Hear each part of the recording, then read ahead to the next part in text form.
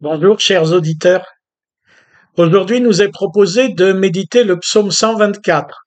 En voici quelques phrases. Sans l'Éternel qui était pour nous, les eaux nous auraient submergés, un torrent aurait passé sur notre âme. Notre secours est dans le nom de l'Éternel qui a fait les cieux et la terre. Pour nous, lecteurs de la Bible, croyants du Dieu de la Bible, plusieurs éléments fondamentaux nous sont rappelés dans ce petit texte. Tout d'abord, par un rappel de l'histoire, la certitude que Dieu est pour nous.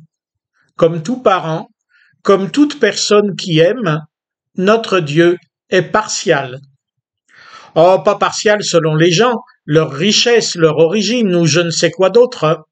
Non, Dieu ne fait pas exception de personne, comme le déclarait Moïse, repris par beaucoup d'auteurs du Nouveau Testament.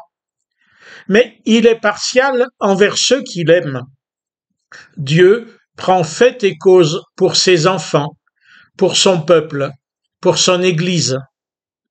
Mais pourquoi en a-t-il besoin?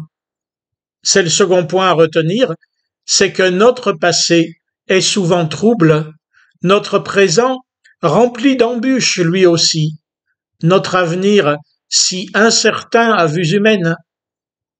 Et si notre Dieu n'était qu'un concept, une valeur, une idole muette, alors hier, aujourd'hui et demain, il ne nous servirait à rien.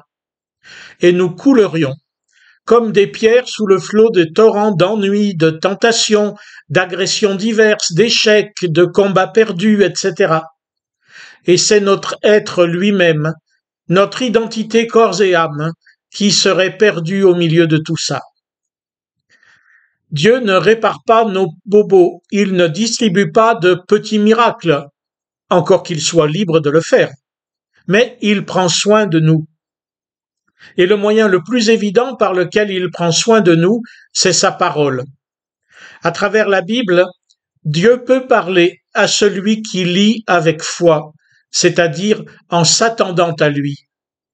Et un tel lecteur a alors la possibilité d'entendre cette parole, de recevoir de quoi vivre, non pas en or ou argent, en santé ou en situation sociale, mais en foi, en espérance et en amour.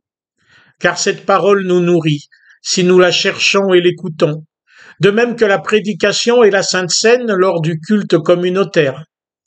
Cette parole n'est pas constituée que d'exemples à suivre et de commandements à obéir, elle est essentiellement le moyen par lequel nous bénéficions pour en vivre du don que Jésus nous a fait de sa propre vie d'homme et de Dieu. C'était déjà par sa parole que Dieu avait créé le monde. Je ne vous parle pas de science, mais de sens. Et c'est en ce Dieu créateur, ce Dieu qui parle et qui se donne, que nous mettons notre confiance. C'est en nous tenant dans son nom, en communion avec lui, dans sa personne même, que son secours nous parvient à nous, son peuple, le troupeau de son pâturage. Invoquez-le tandis qu'il est prêt, déclarait le prophète. Que chacun l'entende, et toute son Église, afin d'être guidé sur la route qu'il a choisie pour nous. En lui, bonne semaine à vous.